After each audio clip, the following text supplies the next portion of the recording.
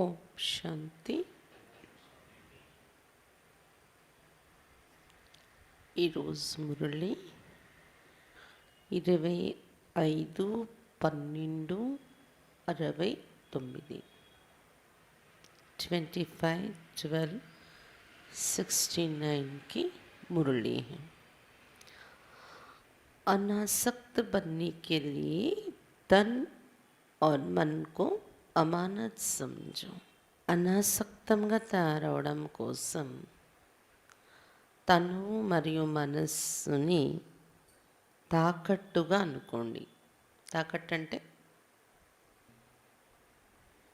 మనది కాదు వస్తువు, అది వేరే వాళ్ళ వస్తువు. ఎప్పటికైనా మనం తిరిగి ఇచ్చేయాల్సి ఉంటుంది. అటువంటి వస్తువుని తాకట్టు అంటారు కదా.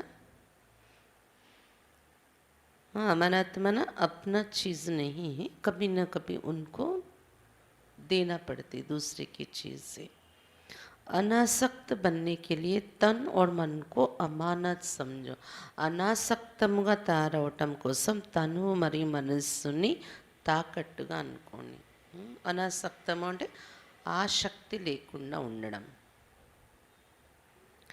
बाप दादा को कहाँ बुलाया है और किस लिए? బాప్ దాదాను ఎక్కడ పిలిచారు? మీరు దేనికోసం పిలిచారు? అవి కహా పెట్టే హో, ఎక్కడ కూర్చున్నారు ఇప్పుడు మీరు? మధుబన్ మే తో హో, లేకిన్ మధుబన్ మే భీ కహా బాప్ ఆయే? మధుబన్లో ఉన్నారు, కానీ మధుబన్లో కూడా ఎక్కడ వచ్చారు బాబా? ఫుల్వారీ మే బెట్టే హో యా మెహఫిల్ మే?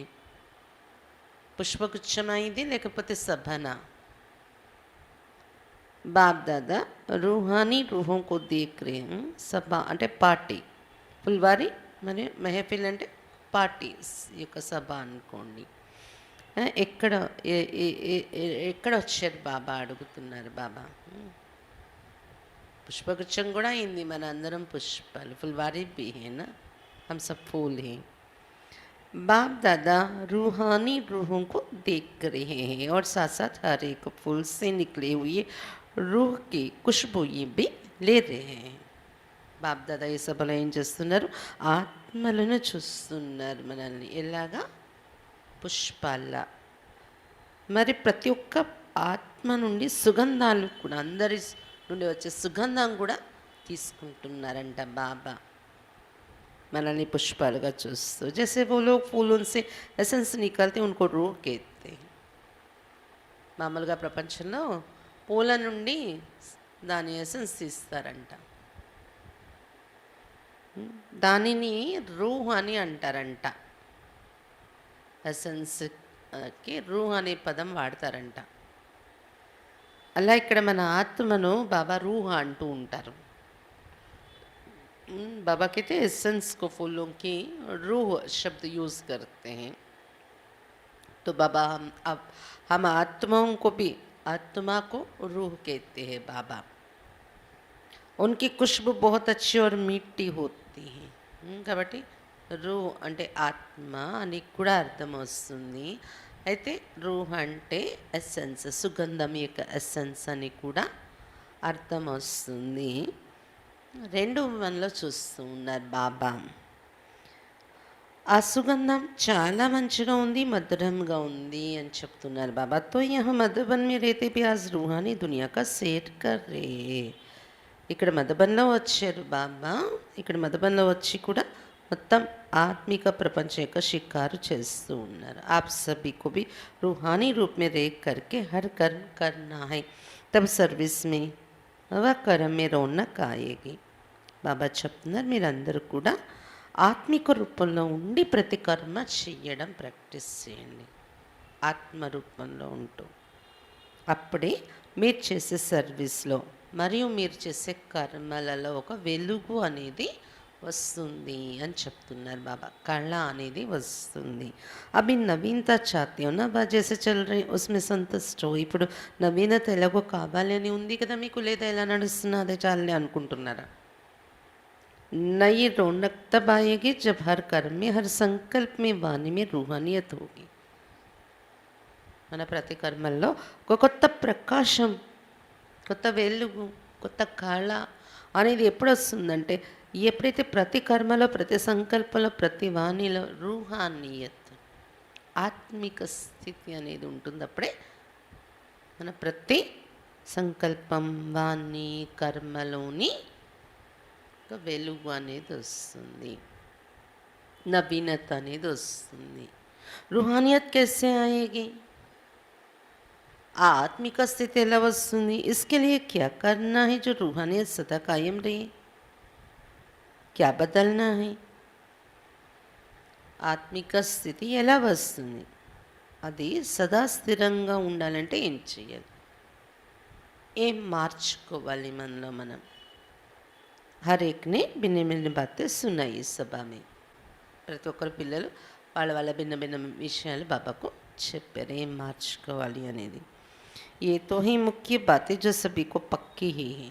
మీరు చెప్పినవన్నీ ముఖ్యమైన విషయాలు, అందరికీ పక్కాగా ఉన్న విషయాలే. పరంతు రూహానియత్ నా रहने का कारण क्या है? ఏం మార్చుకోవాలనేది చెప్పారు. మళ్ళీ బాబా క్రాస్ క్వశ్చన్ వేస్తున్నారు. ఆత్మిక స్థితిలో ఉండలేకపోవటానికి కారణం ఏంటి? ఆత్మిక స్థితి లేకపోవటానికి కారణాలు ఏంటి? వఫాదార్ ఫర్మాన్ బర్దార్ క్యూ నీ బన్ పాతే? విశ్వాస పాత్రులుగా, ఆజ్ఞాకారిగా ఎందుకు తయారు కాలేకపోతున్నారు? సంబంధికి కమి కిసినే బోలా. ఎవరో చెప్పారు సభలో నుండి, ఎందుకు ఉండలేకపోతున్నామంటే సంబంధాలలో లోపం ఉంటుంది అని. సంబంధమే కమి బి క్యూ పడుతుంది? సంబంధంలో కూడా లోపం అనేది ఎందుకు ఉంటుంది? నిశ్చయ బుద్ధిగా తిలక్తో సభీకు లగా హువా హై. నిశ్చయ బుద్ధి అనే తిలకం అందరికీ పెట్టడం జరిగింది కదా. ये प्रश्न है कि रूहानियत सदा कायम क्यों नहीं रहती? ఆత్మిక స్థితి సదా స్థిరంగా ఎందుకు ఉండడం లేదు? ఇది బాబా అడుగుతున్న ప్రశ్న. रूहानियत कायम ना रहने का कारण ये है कि अपनी को और दूसरों को, जिनके सर्विस के लिए हम निमित्त हों, उन्हों को बाप दादा की अमानत समझकर चलना. ఆత్మిక స్థితి స్థిరంగా లేకపోవటానికి కారణం ఏంటి? తాకట్టు అనుకోవటం లేదు. స్థిరంగా ఉండాలి అంటే ఏం చేయాలి? మిమ్మల్ని మీరు మరియు ఇతరులు, అంటే ఎవరి పట్ల మీరు సేవ కోసం నిమిత్తమై ఉన్నారో, ఎవరి పట్ల మీరు సేవ చేస్తున్నారో వారు కూడా ఎవరు? బాప్ దాదా ఇచ్చిన తాకట్టు అనుకొని నడవండి. हमने बनाया, हमने ज्ञान दिया, हमने बनाया, हमारा लोग है, कोई नहीं. बाबा का है, मैं भी बाबा की हूँ. అమానత్ సమझो. నాది నా వాళ్ళు, నేను జ్ఞానం ఇచ్చాను, నేను తయారు చేశాను కాబట్టి వాళ్ళ మీద నా అధికారం ఉంది లేదు కదా. బాబా వారు అందరూ బాబా పిల్లలు. తాకట్టుగా అనుకుని నడవండి. సంబంధాలలో లోపం అనేది లేకుండా ఉండాలి అంటే ఆత్మిక స్థితి సంబంధాల్లో కనిపించాలి, స్థిరంగా ఉండాలి అంటే అమానత్ సమజ్కర్ చల్నా. किसके ऊपर हमारा अधिकार नहीं है. जितना अपने को और दूसरों को अमानत समझेंगे तो रूहानियत आएगी. ఎంతైతే స్వయాన్ని, నేను కూడా తాకట్టే, బాబాకి అర్పణ అయిపోయాను కదా, మళ్ళీ నేను బాబా ఆజ్ఞ మీద నడవడానికే మళ్ళీ నా చేతిలో నా జీవితం ఉంది ఇప్పుడు, కాబట్టి తాకట్టే ఇది. మరి ఇతరులను కూడా తాకట్టుగా అనుకోండి. మీ సంబంధంలో ఉండేవారందరూ కూడా బాబా ఇచ్చిన పరివారం మీరు. అప్పుడు మీలో ఆత్మిక స్థితి వస్తుంది. ఆ సంబంధాన్ని నిభాయించటంలో ఆత్మిక స్థితి వస్తుంది మనకు. అమానత్ నా సమझने से कुछ कमी पड़ जाती संबंधों में. తాకట్టు, వీళ్ళందరూ కూడా తాకట్టుగా దొరికిన వాళ్ళు అనుకోవటం లేదు మనం. నా అధికారం ఉంది, నా పరివారం, నా వాళ్ళు అనుకుంటున్నాం కదా. దాని వలన సంబంధాలలో లోపం అనేది వచ్చేస్తుంది, ఆత్మిక స్థితి అనేది ఉండట్లేదు. मन में संकल्प जो करते वो भी ऐसे समझ करके करे कि ये मन भी एक अमानत है. ఈ మనస్సు కూడా ఒక తాకట్టే అనుకుని నడవండి. సంకల్పాలు ఏవైతే నడుస్తూ ఉంటాయో ఏమనుకోవాలి? ఇది ఒక తాకట్టుగా దొరికిన మనసు కాబట్టి నాకు నచ్చినట్టు నేను ఆలోచించడానికి లేదు. हम अपनी हिसाब से सोचने की अनुमति नहीं है. इस अमानत में खयानत नहीं डालनी. బాబా నీదే మనస్సు అని అర్పించాక మళ్ళీ అది నాది అనే అధికారంతో వాడకూడదు. दूसरे शब्दों में आप औरों को ट्रस्टी कहकर समझाती हूँ ना. దీన్ని ఇంకో మాటలో చెప్పాలంటే ట్రస్టీ అని అంటారు. दूसरे शब्दों में उन्होंने को ट्रस्टी कहते, लेकिन अपने मन और तन को और जो कुछ भी निमित्त रूप में मिलना है, चाहे जिज्ञासु है, सेंटर है, वस्तु कोई भी वस्तु, लेकिन अमानत मात्र है. ట్రస్టీ అంటూ ఉంటారు కదా వారికి ఎవరికైనా జ్ఞానం ఇచ్చినప్పుడు ట్రస్టీ అనే పదం ఉపయోగిస్తాం కదా మనం కూడా ట్రస్టీ అనుకుంటాం కదా. తాకట్టు అనుకోవడమే ట్రస్టీగా ఉండడం అన్నమాట. అమానత్ సమझना है ट्रस्टी रहना और अमानत समझना दोनों एक ही होता है. మనస్సు తనువు కూడా బాబా ఇచ్చిన తాకట్టే. అలాగే నిమిత్త రూపంలో మీ చేతికి ఏదైతే ప్రాప్తులు దొరికాయో, జిజ్ఞాసులు కానీ సెంటర్ కానీ అకేలకైతే మీకు కూడా మీ ఇల్లు కానీ ఆప్కే లియే భీ ఆప్కా ఘర్, ఆప్కా పరివార్, ఇంకా ఏదైనా స్థూలమైన వస్తువులు కానీ ఇవన్నీ ఏంటి తాకట్టుగా దొరికినవి మనకు. అమానత్ अमानत समझने से इतना ही अनासक्त होंगे, बुद्धि नहीं जाएगी. తాకట్టు అని అనుకున్నడం వలన మన బుద్ధి అనాసక్తంగా ఉంటుంది, ఆకర్షణలోకి వెళ్ళదు బుద్ధి. అనాసక్త होने से ही रूहानियत आवेगी. అనాసక్తులుగా ఉండి నడవడం వల్లే ఆత్మిక స్థితి అనేది మీలో వస్తుంది అంటారు బాబా. ఇతని తక్ అప్నీ కో క్షమా పర్ మిటానా హై. ఇంతలా మిమ్మల్ని మీరు దీపమైన బాబా మీద బలి చేసేసుకోవాలి. మిటానా తో హై, లేకిన్ కహా తక్ బాబా మీద బలి అయిపోవాలి, దీపం మీద పడి కాలిపోవాలి మనం. కానీ ఎంతవరకు?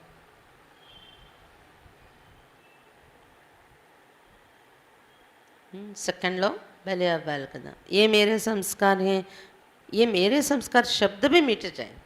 భలే అయిపోవడం అంటే దీపం మీద కాలి పడిపోవడం అంటే ఏంటి? నాది అనేది లేదు, అంత తాకట్టు బాబా ఇచ్చి. ఏం చేయాలి? నా సంస్కారం ఇది, నా సంస్కారం అనే మాట కూడా తొలగిపోవాలని చెప్తున్నాను బాబా. मेरे संस्कार फिर कहाँ से आए?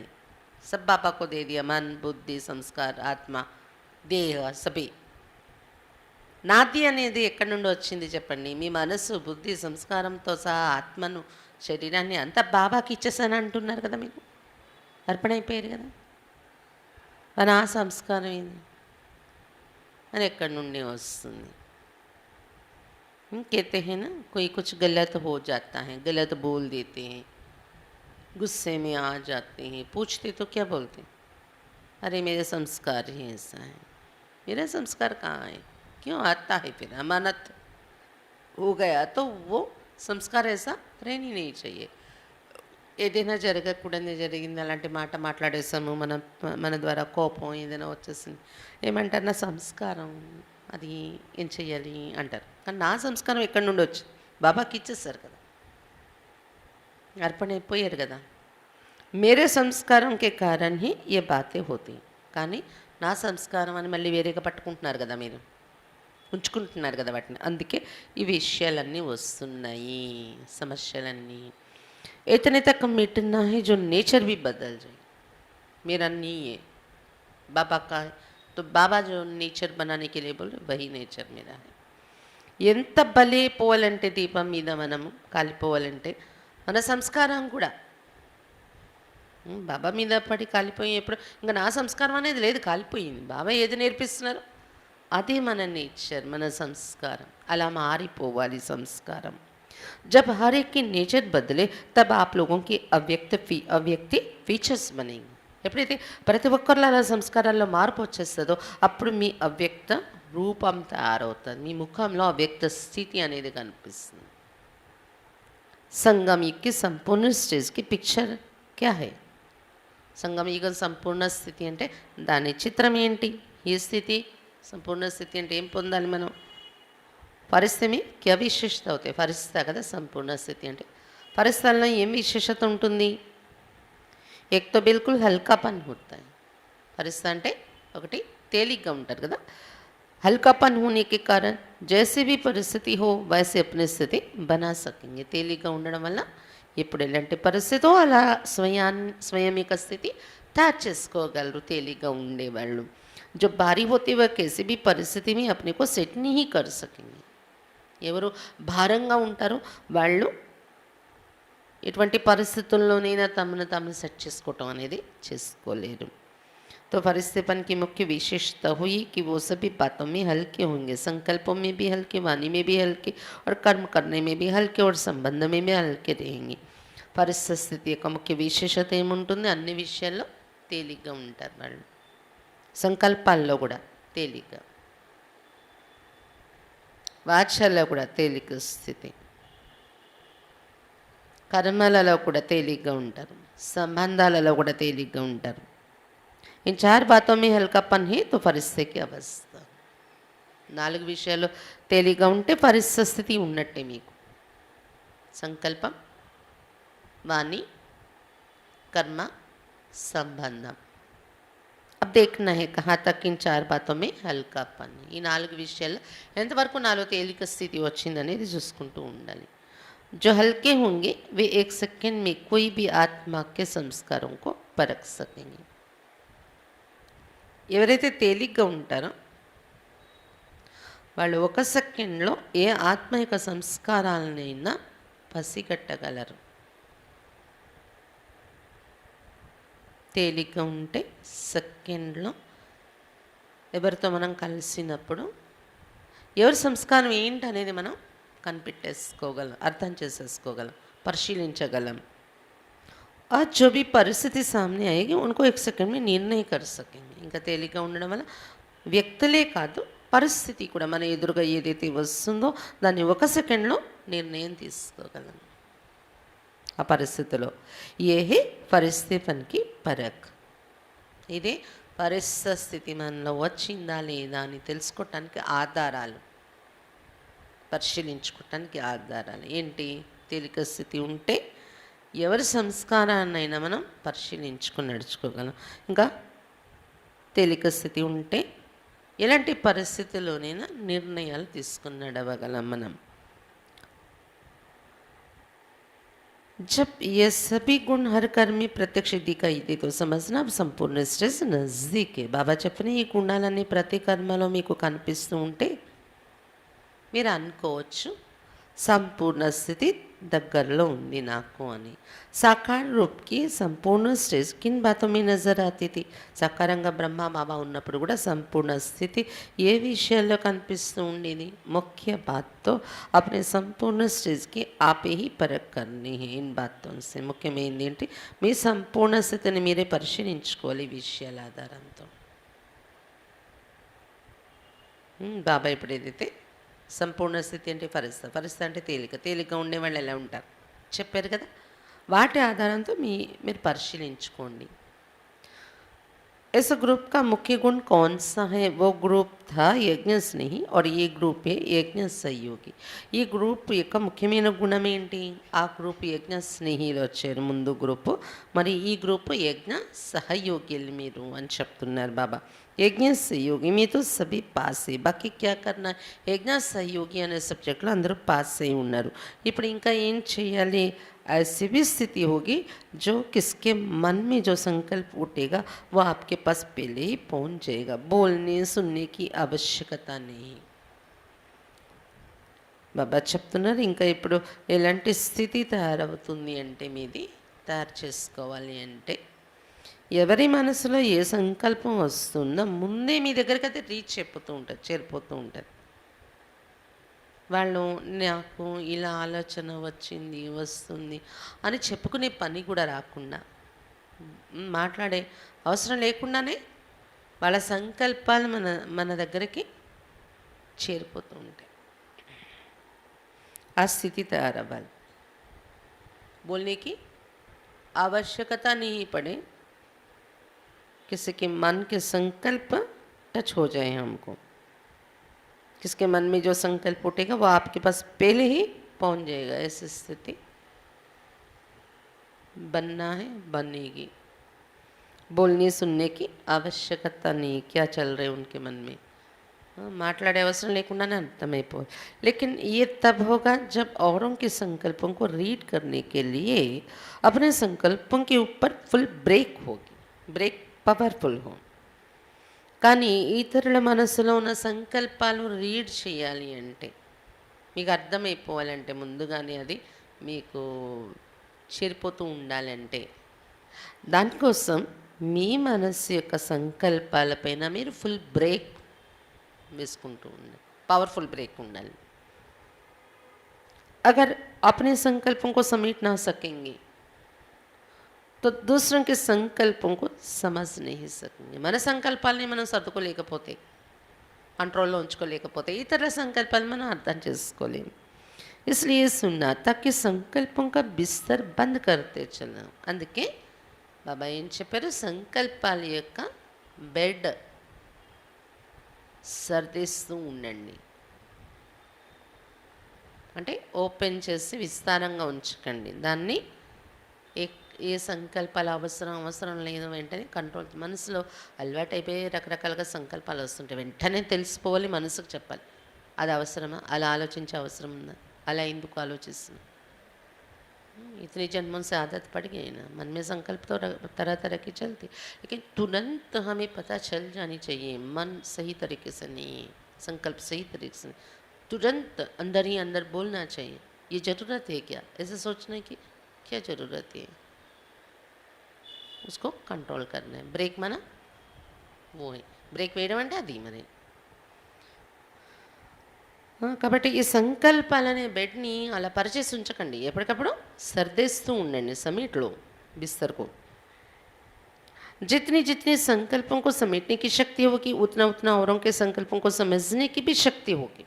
ఎంత మన సంకల్పాలను మనం అర్థం చేసుకుంటామో, నా మనసులో ఏం నడుస్తుంది, ఎప్పుడు దేన్ని స్టాప్ చేయాలి నేను, దాని మీద మన ధ్యాస, మనల్ని మనం అర్థం చేసుకోవటంలో ఉంటే మన ఆలోచనలు, మనం అంత ఇతరుల సంకల్పాలని అర్థం చేసుకునే శక్తి మనకు దొరుకుతుంది అని చెప్తున్నాను। अपने संकल्पों के विस्तार में जाने के कारण अपने को ही नहीं समझ सकते हो तो दूसरों को क्या समझेंगे। మీ సంకల్పాలు అది ఏం ఆలోచిస్తుందో, ఎప్పుడు ఎక్కడికి వెళ్ళిపోతుందో, ఎలా ఆలోచిస్తుందో తెలియదు, వదిలేశారు, కళ్ళెం వేయలేదు, మనస్సుకి కంట్రోల్ చేయట్లేదు, బ్రేక్ వేయట్లేదు। మీరు మీ సంకల్పాన్ని, మీరేంటో, మీ సంకల్పాలు ఏంటో మీకే అర్థం కానప్పుడు మీ మనసు ఎలా నడుస్తుంది అనేది మీ కంట్రోల్లో లేదు, మీకు అర్థం కావట్లేదు, ఇతరులని ఏం అర్థం చేసుకోగలరు మీరు చెప్పండి అని చెప్తున్నారు బాబా।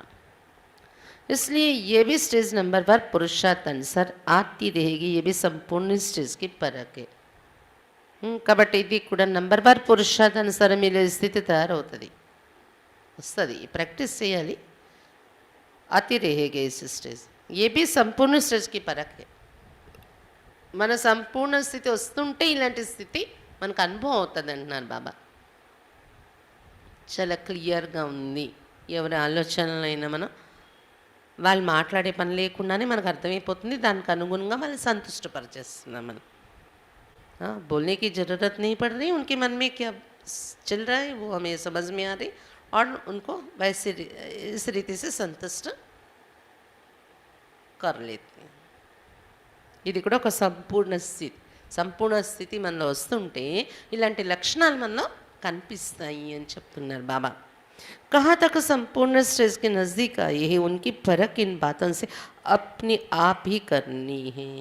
బాబా ఇంతవరకు వర్ణించారు కదా, ఈ విషయాల ఆధారంగా సంపూర్ణ స్థితి నాలో ఎంతవరకు వచ్చింది, వస్తుంది, ఎంతవరకు ఆ స్థితికి చేరుకున్నాను, మిమ్మల్ని మీరు పరిశీలించుకోండి అని చెప్తున్నారు బాబా। ये ऑलराउंडर ग्रुप है, ऑलराउंडर का लक्ष्य क्या होता है,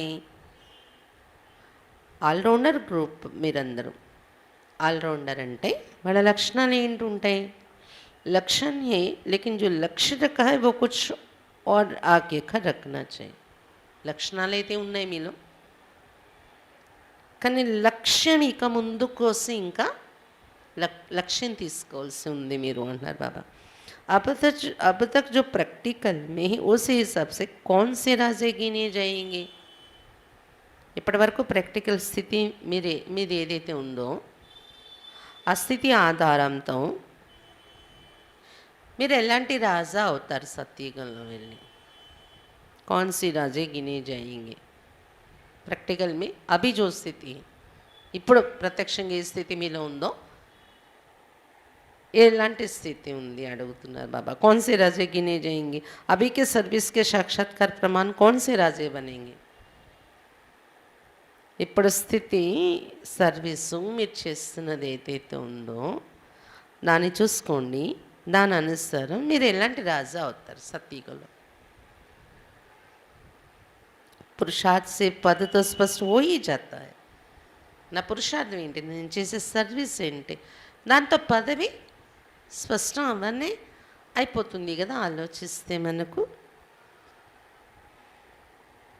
भले सूर्यवंशी तो है, सूर्यवंशी बनना एक बात है, लेकिन एक होते विश्व के महाराज है उसमें भी. तो विश्व महाराजन के साथ अपने राज्य के राजे भी होते, छोटे छोटे छोटे स्टेट्स यानी छोटे छोटे राज्य. अब बताओ आप कौन से राज्य हो. బాబా చెప్తున్నారు పురుషార్థము ఆధారంతో మీ పదవి ఏంటనేది మీకు తెలిసిపోతుంది కదా. భలే సూర్యవంశంలో వస్తాను, సూర్యవంశంలో వచ్చేస్తాం అని టోటల్గా సమాధానం చెప్తారు. కానీ సూర్యవంశంలో కూడా ఏమవుతారు. ఒకటి విశ్వ మహారాజా పోస్ట్ ఉంది నెంబర్ 1 కదా. ఇంకా విశ్వ మహారాజు అండర్లో చిన్న చిన్న రాజులు ఉంటారు, చిన్న చిన్న రాజ్యాలు, చిన్న చిన్న రాజులు. ఇప్పుడు చెప్పండి ఏ రాజు అవుతారు మీరు అడుగుతున్నారు బాబా. విశ్వ మహారాజా చిన్న చిన్న राज्याలకు రాజానా. शुरू में कौन आएंगे. ప్రారంభంలో ఎవరు వస్తారు. विश्व के महाराजन बनना और विश्व महाराजन के नज़दीक संबंधी बनना, इसके लिए कौन सा साधन होता है. विश्व महाराजाగా తయారవడం మరియు విశ్వ మహారాజాకు దగ్గర సంబంధికులుగా తయారవడం, సమీప సంబంధికులు. విశ్వ మహారాజాగా తయారవ్వాలి అన్న విశ్వ మహారాజా యొక్క దగ్గర సమీప సంబంధికులుగా తయారవ్వాలన్న దీనికోసం ఎటువంటి సాధన అవసరం. विश्व का कल्याण तो हो ही जाएगा, लेकिन विश्व के महाराजन जो बनने वाले उन्होंने अभी निशानी क्या होगी. విశ్వ కళ్యాణం అయితే జరిగిపోతుంది. కానీ విశ్వ మహారాజాగా ఎవరు కాబోతున్నారో వారి నిశాని, వారి గుర్తులు ఏముంటాయి, వారి చిహ్నాలు ఏంటుంటాయి. वो भी ये भी ब्राह्मणों का विश्व है, अर्थात छोटा सा संसार है. నిశాని చెప్తున్నారు బాబా, చిహ్నాలు. ఇప్పుడు విశ్వ మహారాజా కదా, ఇదొక విశ్వం, బ్రాహ్మణ సంసారం, బాబా పిల్లల్ని ఒక చిన్న ప్రపంచం ఇది. समझा. कितने लोग हैं, 10 लाख है बाबा का परिवार, बाबा के बच्चे 140 देशों में है, 140 కంట్రీస్లో 10 లక్షలు. ఇది ఒక छोटा सा संसार है ना, చిన్న ప్రపంచం కదా ఇది. तो जो विश्व महाराजन बनने हैं उनका इस विश्व अर्थात ब्राह्मण कुल की हर आत्मा के साथ संबंध होगा. ఎవరైతే విశ్వ మహారాజా అయ్యే వాళ్ళు ఉంటారో వాళ్లకు ఈ ప్రపంచం ఏదైతే ఉందో, అంటే బ్రాహ్మణ కులం ఏదైతే ఉందో ఈ ప్రపంచంలోని ప్రతి ఒక్కరితో కూడా సంబంధం ఉంటుంది. అందరు ప్రతి ఆత్మతోనే సంబంధం ఉంటుంది వారికి. అయితే మనం जो भी ब्राह्मण 140 कंट्रीज में 10 लोग हैं, हर एक से तो मिल नहीं सकते साकार रूप में, लेकिन हम मन के द्वारा सूक्ष्म रूप में तो मिल सकते हैं. और जो साकार रूप में मिल रहे हैं हर एक के साथ संबंध अच्छा होना चाहिए. जो फिजिकली मिल रहे हैं బాబా చెప్తున్నారు, ఈ బ్రాహ్మణ కులంలో ప్రతి ఆత్మతో మీ సంబంధం ఉంటుంది. ఎలాగా ఈ 10 లక్షల మందితో రోజు మనం కలుసుకోవడాలైతే జరగదు కదా, అప్పుడెప్పుడైనా కలవడాలి. కాబట్టి అది మనసుతో సూక్ష్మ రూపంలో మనం అనుభవం చేసుకుంటూ ఉండాలి. అందరినీ సంతుష్టపరుస్తున్నాను.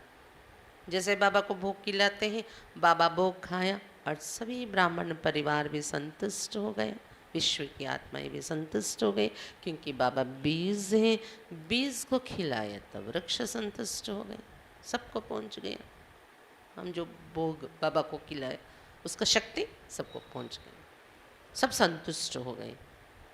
ये एक चीज़ ही नहीं, कई बातें हम संतुष्ट करने की అనుభవ कर सकते సూక్ష్మ రూప్ में भी। సూక్ష్మ రూపంలో కూడా ఉదాహరణకు భోగే మనం పెడుతున్నాం అనుకోండి, బాబాకు భోగ్ తినిపించాము, దాంతో మొత్తం వృక్షంలో ఉన్న ఆత్మలందరూ సంతుష్టమైపోయారు. బ్రాహ్మణ సంసారం కూడా అందరూ సంతుష్టులైపోయారు. ఎందుకంటే బాబా బీజం కదా, బీజానికి పెట్టడంతో అది అందరికీ చేరిపోయింది, అందరినీ సంతుష్టపరుస్తుందని.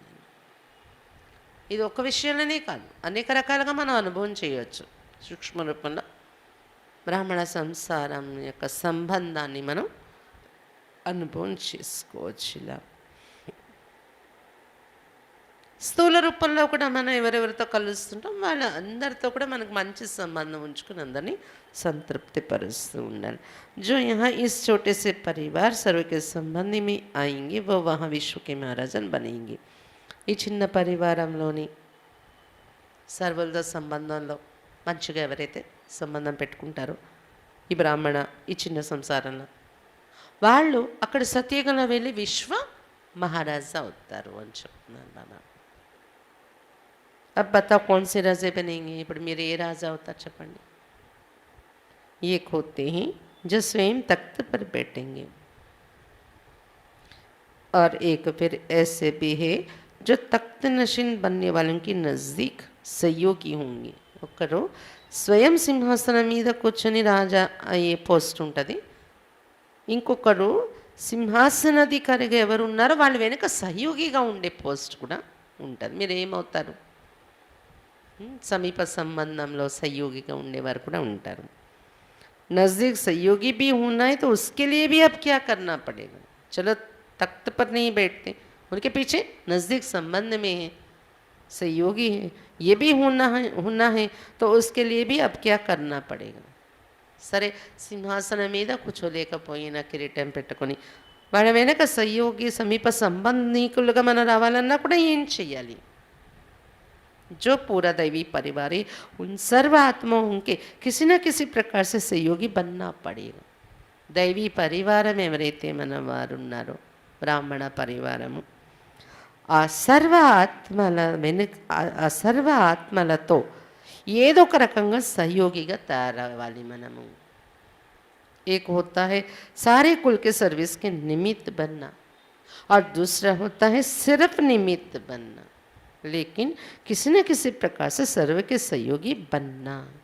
ఒకటి మొత్తం బ్రాహ్మణ కులానికి సేవ చేసి నిమిత్తం అవ్వడం, రెండు కేవలం నిమిత్తం అవడం. ఆ సెంటర్కు నేను నిమిత్తమే ఉన్నాను, ఆ సెంటర్ నడిపిస్తున్నాను, నడుస్తుంది, ఇది నడుస్తుందా లేదా, దీనికి ఏం ఇది ఒక్కటే మంది కాదు కదా. భలే స్థూల రూపంలో నిమిత్ ఏక్ స్థాన్ కే లియే, స్థూల రూపంలో నిమిత్తంగా ఒక స్థానం కోసం ఉన్నాం మనం. కానీ బుద్ధి ద్వారా విశాలంగా మొత్తం బ్రాహ్మణ పరివారాన్ని పాలన చేసి అటువంటి సంస్కారాలు మనలో ఉండాలి, అలాంటి భావాలు మనలో ఉండాలి.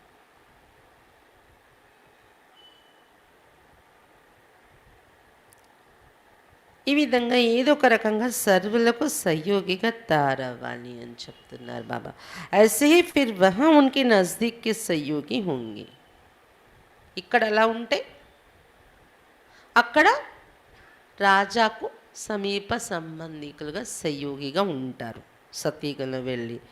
तो अब अपने आप को देखो, విశ్వ మహారాజన్ బనేంగేనా? ఇప్పుడు మిమ్మల్ని మీరు చూసుకోండి, విశ్వ మహారాజా అవుతారు కదా, లేదా సమీప సంబంధికులు అవుతారా? దానికోసం మరి బ్రాహ్మణ సంసారంలో మన సంబంధాలు ఎలా ఉంటున్నాయి చూసుకోండి.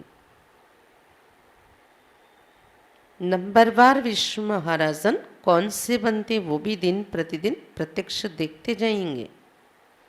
ऐसा नहीं कि अभी नहीं बन सकते हैं, अभी भी जंप दे सकते हैं।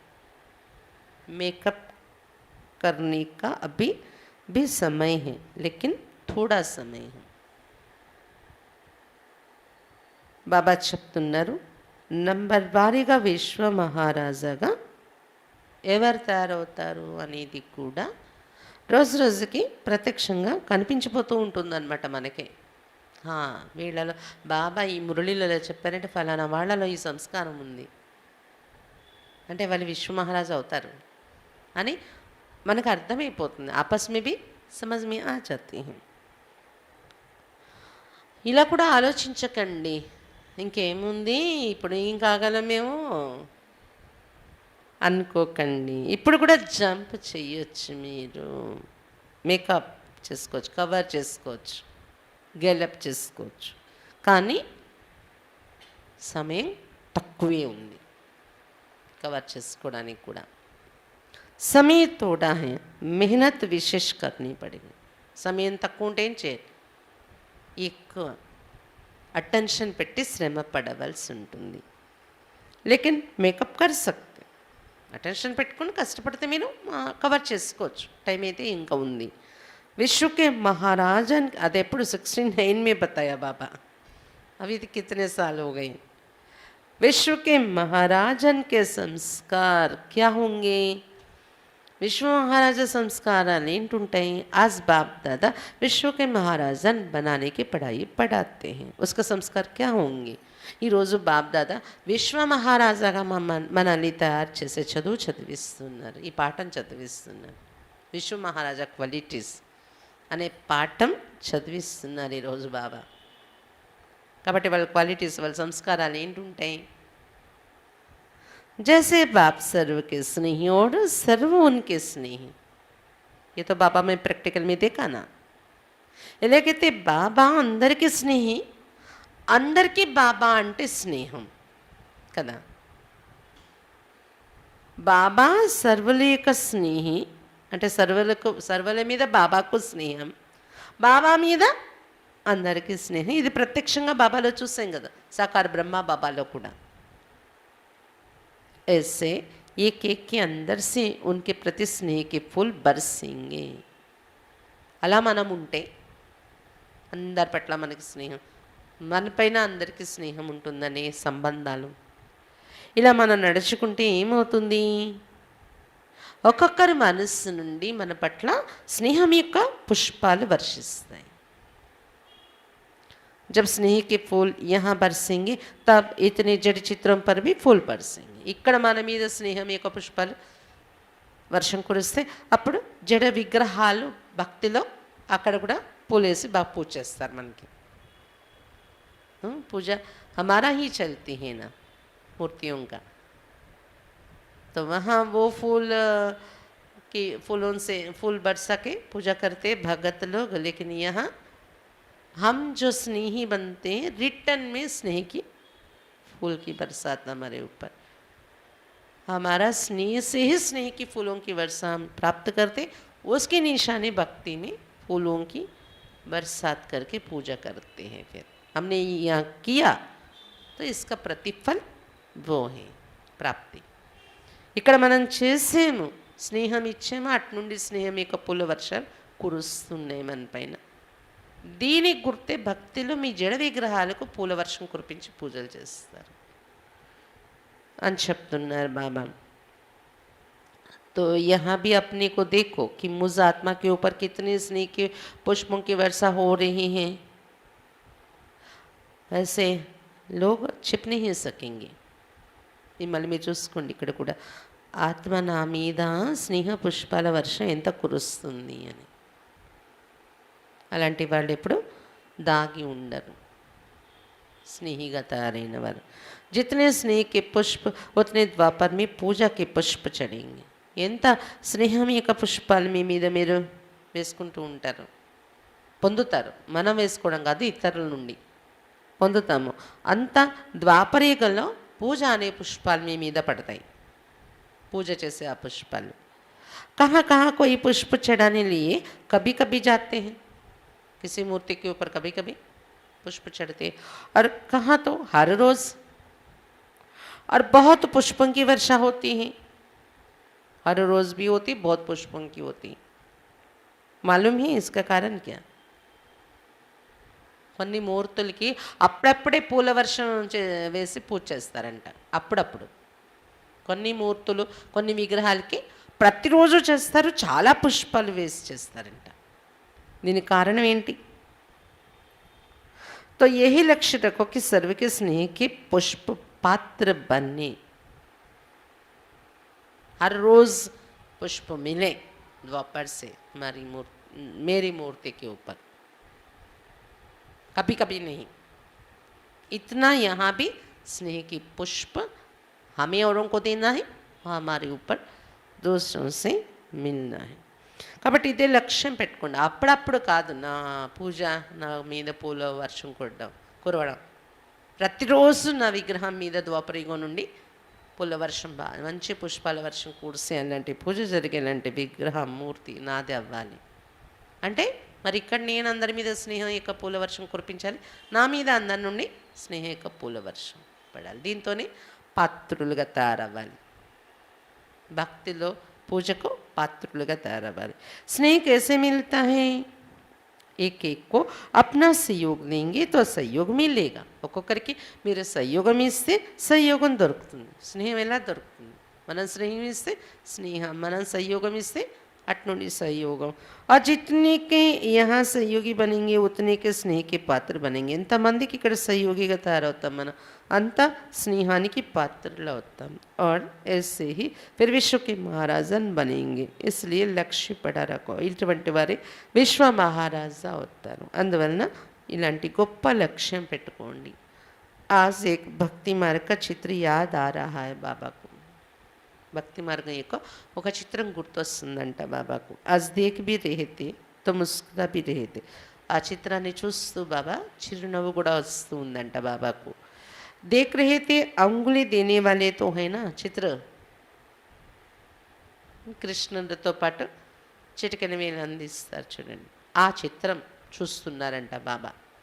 అది అక్కడ చిత్రం, కానీ మనము అందరము వేలు అందించాము అనే చిత్రం బాబా చూస్తున్నారు. हम सभी अंगुली दिया बाबा देख रहे, वो अंगुली उठाने के चित्र. अंगुली दी भी है व देनी है. कहाँ तक अंगुली पहुंची है?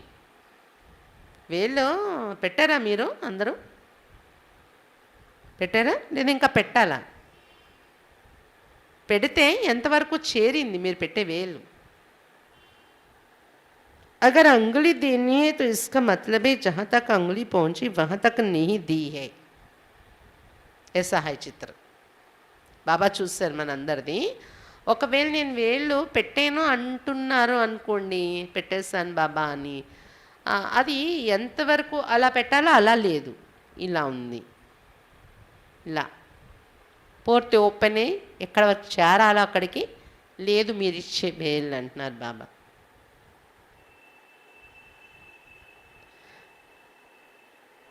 పహాడ్ ఉట్టా నహీ హే అభి.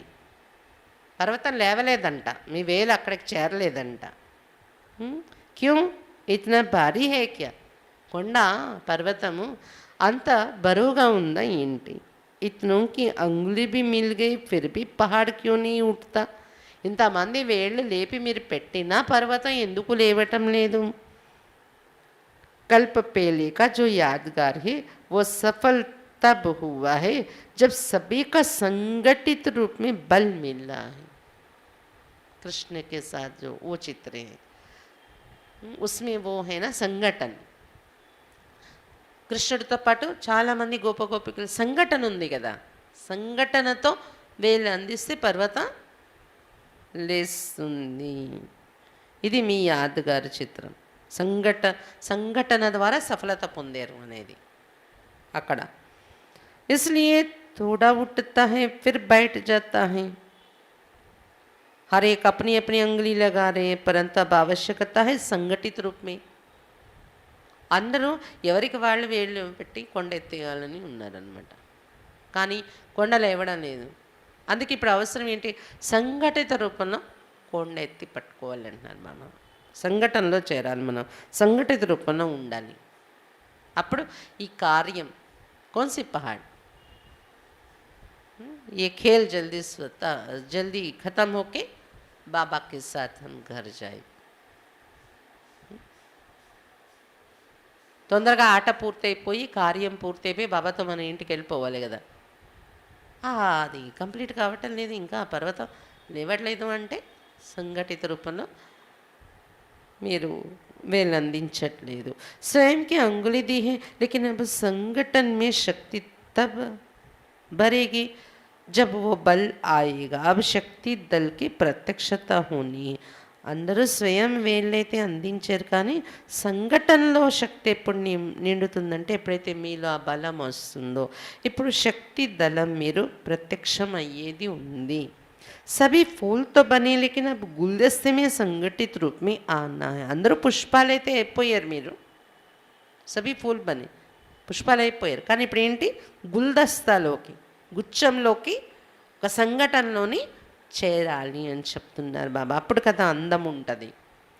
अभी कोई पुष्प कहाँ का अपनी रंगत दिखा रहे, कोई अपनी खुशबू दे रहे, कोई अपना रूप दिखा रहा है. लेकिन रूप रंग खुशबू जब सब प्रकार के गुलदस्ते के रूप में आ जाएंगे तब दुनिया के प्रत्यक्ष होंगे. ఇప్పుడేంటి, ఒక పుష్పం ఒక దగ్గర వెళ్ళి చూపిస్తుందంట రంగు, ఇంకో పుష్పం ఇంకో దగ్గర వెళ్ళి వాసన ఇస్తుందంట. మనమే పుష్పాలుగా బాబా మన కోసం చెప్తున్నాను, అలా ఉన్నారు మీరు. కానీ ఈ పుష్పాలు యొక్క రంగు సుగంధం అన్నీ కలిపి ఒక పుష్పగుచ్చంలోకి చేరిపోతే అప్పుడు ప్రపంచం ఎదురుగా మీ ప్రత్యక్షత జరుగుతుంది. బాబా కార్యం ప్రత్యక్షత జరుగుతుంది, బాబా ప్రత్యక్షం అవుతారు. अब ऐसा प्लान बनाओ जो संगठित रूप में कोई नवीनता दुनिया के आगे दिखाओ. ఇప్పుడు ఇలాంటి ప్లాన్ ఏదైనా తయారు చేయండి, సంఘటిత రూపంలో ప్రపంచం ఎదురుగా ఏదైనా ఒక నవీనత చూపించేలాగా అని చెప్తున్నారు బాబా. एक अलग होने के कारण मेहनत भी ज़्यादा करनी पड़ती. ఒక్కొక్కరు మీరు వేరుగా వెళ్ళి అందించి కార్యం చేయడం వలన శ్రమ కూడా ఎక్కువగా పడవలసి వస్తుంది అంటున్నారు బాబా. లేకిన్ సంఘటన में मेहनत कम सफलता जास्ती होगी. కానీ అదే సంఘటనలో ఉండి మనం కార్యం చేస్తే ఏమవుతుందంటే శ్రమ తక్కువ, సఫలత ఎక్కువగా దొరుకుతుంది. జబ్ సంగం యొక్క సంఘటన కో సఫల్ బనాయింగే తబ్ సర్వీస్ కి సఫలత హోగే. ఎప్పుడైతే సంగమ యుగం యొక్క సంఘటనలో సఫలత పొందుతాం అప్పుడే సర్వీస్లో సఫలత ఉంటుంది. యోగ్యత ये सभी है लेकिन योजना तक रह जाती है.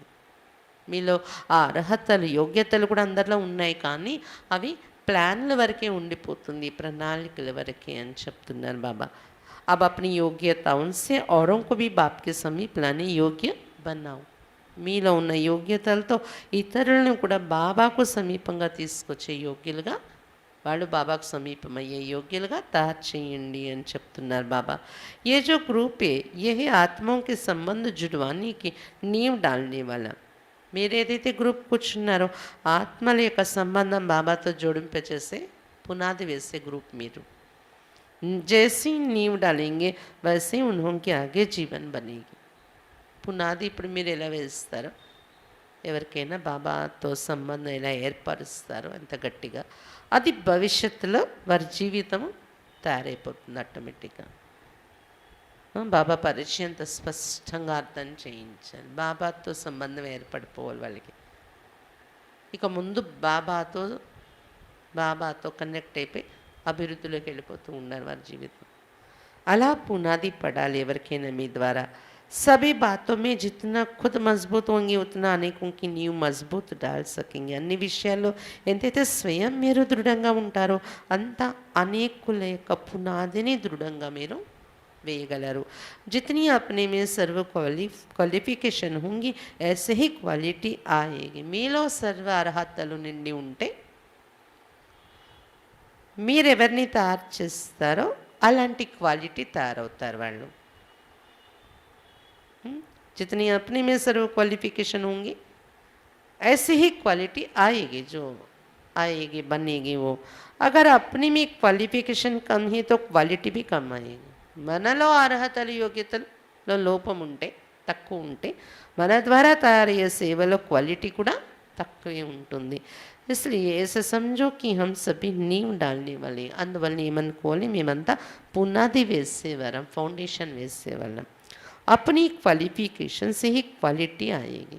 మీ అర్హతలు మీ యోగ్యతల ద్వారానే క్వాలిటీ అనేది తయారవుతుంది మీరు చేసే సేవలో. आप समान तब बना सकेंगे जब बाप दादा के गुणों की समानता अपने में लाएंगे. మీ సమానంగా ఎవరినైనా ఎప్పుడు తయారు చేయగలరు? ఎప్పుడైతే బాప్ దాదా యొక్క గుణాలలో మీరు సమానంగా తయారయ్యే గమనిక పెట్టుకుంటారో, బాప్ దాదాతో గుణాలలో సమానత మీలో మీరు తెచ్చుకుంటే అప్పుడు మీరు మీ సమానంగా ఇతరులని తయారు చేయగలరు బాబా పిల్లలుగా అని చెప్తున్నారు బాబా. अच्छा, मीठे मीठे सिक्के लदे बच्चों प्रति माता पिता बाप दादा का याद प्यार और गुड मॉर्निंग. रूहानी बाप की रूहानी बच्चों को नमस्ते. हम रूहानी बच्चों की रूहानी बाप दादा को याद प्यार गुड मॉर्निंग और नमस्ते. बाबा नमस्ते.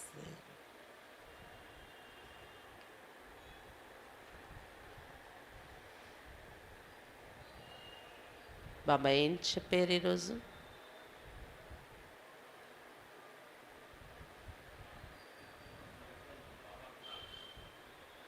ఆత్మిక స్థితి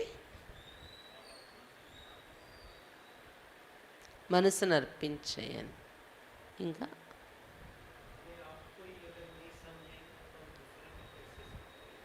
తమను తామే అర్థం చేసుకోకపోతే ఇతరుని ఏం అర్థం చేసుకోగలరు? ఆర్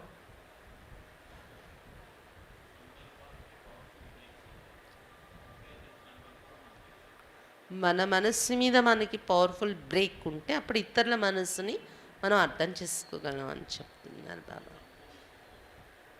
అప్పుడే సంపూర్ణ స్థితి అనేది కూడా మీలో వచ్చినట్టు, ఆ స్థితి వస్తే. ఇంకా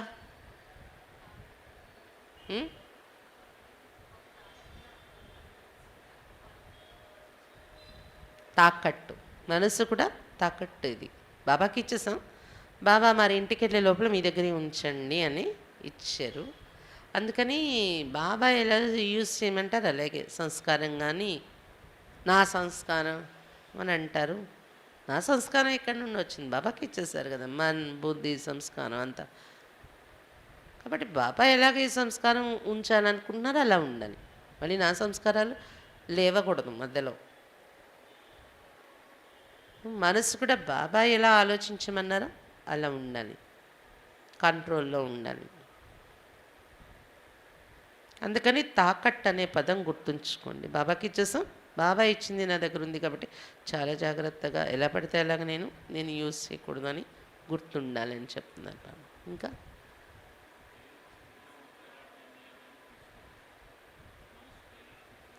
తేలిక స్థితిలో ఉన్నట్లయితే మనము ఏ వ్యక్తి మన ఎదురుగా ఉన్నా వారిని సహజంగా పరిశీలించగలము. అలాగే ఏ పరిస్థితి మన ఎదురుగా వచ్చిన నిర్ణయాలు కూడా కరెక్ట్గా తీసుకోగలం. త్వరగా నిర్ణయం తీసుకుంటాం, కరెక్ట్ నిర్ణయాలు తీసుకుంటాం తేలిగ్గా ఉండి ఆలోచించినప్పుడు. అదే ఫరిస్తా స్థితి అంటే. వాళ్ళే ఫరిస్తా స్థితికి దగ్గర అవుతున్నట్టు. ఫరిస్తా స్థితి ఉంటే అలాంటి లక్షణాలు మనలో ఉంటాయని చెప్తున్నారు బాబా.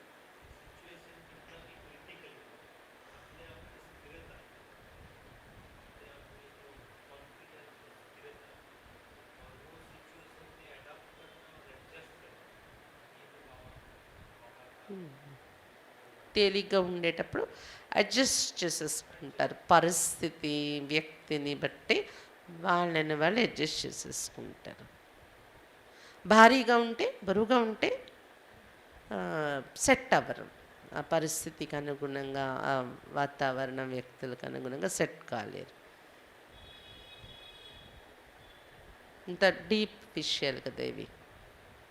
అంటే ఎక్కడైనా మనం సెట్ కాలేకపోతున్నాం, అప్సెట్ అయిపోతున్నాం అంటే అర్థం మనలో తేలిక స్థితి లేదు అనేది మనకు తెలిసిపోతూ ఉండాలి. వెంటనే లైట్ అయిపోయే ప్రయత్నం చేయాలి. कभी ऐसा होता है अपसेट हो रहे हैं तब तुरंत हमें पता चलना चाहिए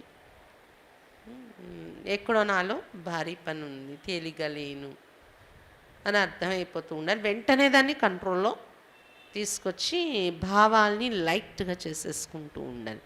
అప్పుడేమవుతుందంటే మళ్ళీ మనలో సెట్ అయిపోతాం పరిస్థితికి అనుగుణంగా మనం అలా.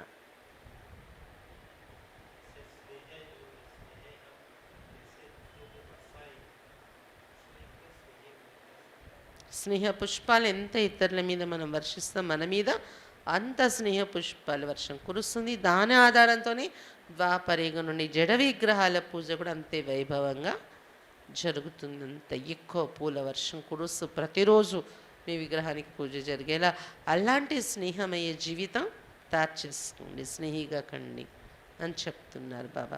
బాబాలో ఉన్న క్వాలిటీ ఇది. బాబా అందరికీ స్నేహి, అందరికీ బాబా మీద స్నేహం కదా. అలా ఉండాలి. బ్రాహ్మణ సంసారంలో మీ సంబంధం అలా ఉండాలి అని చెప్తున్నారు బాబా. బ్రాహ్మణ సంసారంలో ప్రతి ఆత్మతో సంబంధం మీకు, ప్రతి ఆత్మకు సహయోగి అయ్యే భావాలతో మీరు నడుచుకుంటే ఏమవుతుంది, విశ్వ మహారాజా కాగలరు అని చెప్తున్నారు బాబా.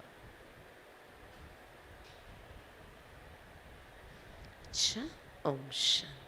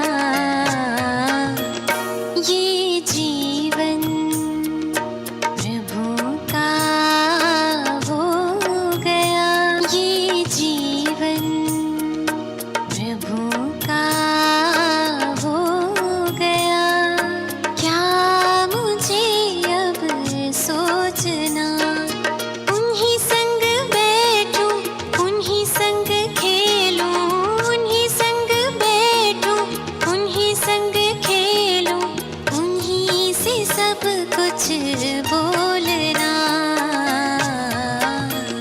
ये जीवन